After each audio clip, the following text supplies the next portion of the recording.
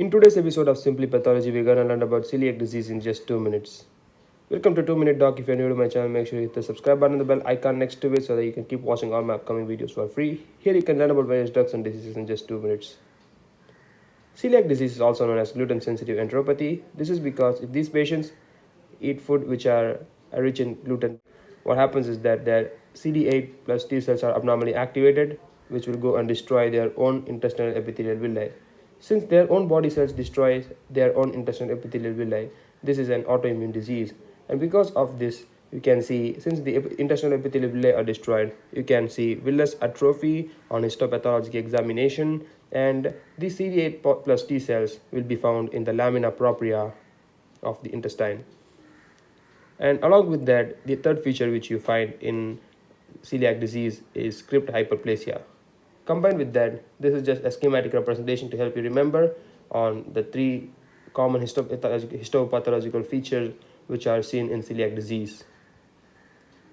So we know that the main trigger or the main factor which is responsible for the trigger of all the things in gluten-sensitive enteropathy is the food rich in gluten.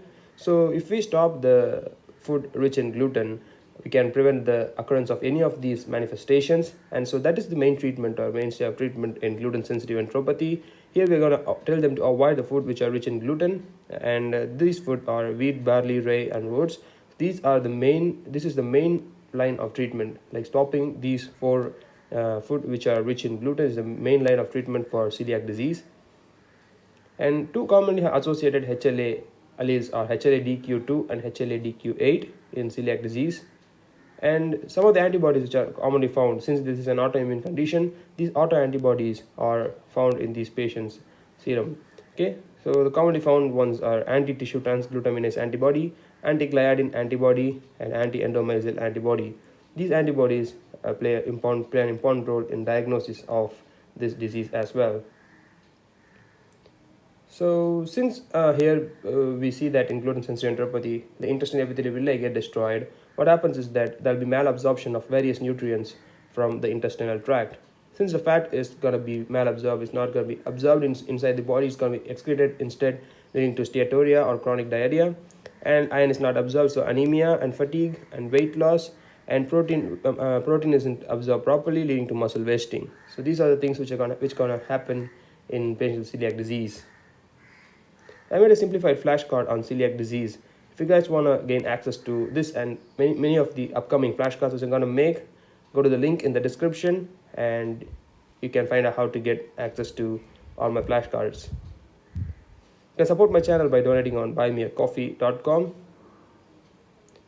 And if you're a teacher and you want lecture slides for your students, visit the link on the Patreon, which is mentioned in the description as well. And also make sure to check out our main channel, medvidsmadesimple, where I have elaborate lectures on various subjects in med school. And we just reached 25,000 subscribers yesterday. So make sure to check it out. If you like this video, make sure to smash the like button, share this video to your friends. And comment below if you want more videos like this, or if you have any particular suggestions on which I have to make video. And do not forget to hit the subscribe button, otherwise you'll not know if I upload any new video. Okay, so make sure to hit the subscribe button right now. Thank you so much for watching till the end. I'll see you guys in my next video.